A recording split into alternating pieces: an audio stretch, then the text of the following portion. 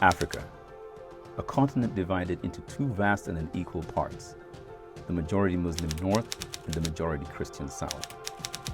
Christianity is no stranger to this continent. The New Testament testifies about Christian communities in Africa as the church expanded from Jerusalem. In the 19th century, many sacrificed their lives to see the gospel spread on the continent.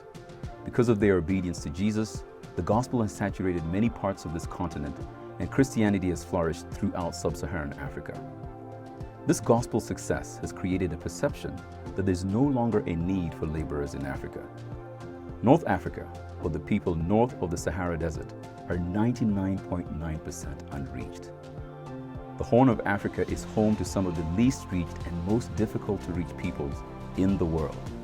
Despite these heartbreaking numbers, God has provided a tremendous opportunity that could greatly accelerate the fulfillment of the Great Commission. In 2018, the world came to realize that there were more self-proclaimed Christians on the continent of Africa than on any other continent in history. You heard me right. Since the proclamation of the Great Commission, never in the history of mankind has there been so many Christians on one continent.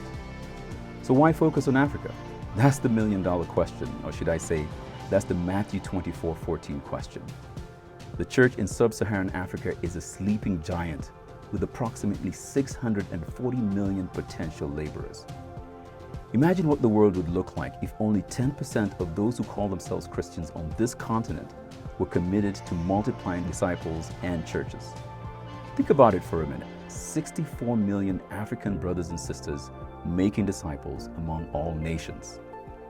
How do you fit in? Come join us as we seek to engage the remaining unreached peoples and places and mobilize the church from Africa to everywhere.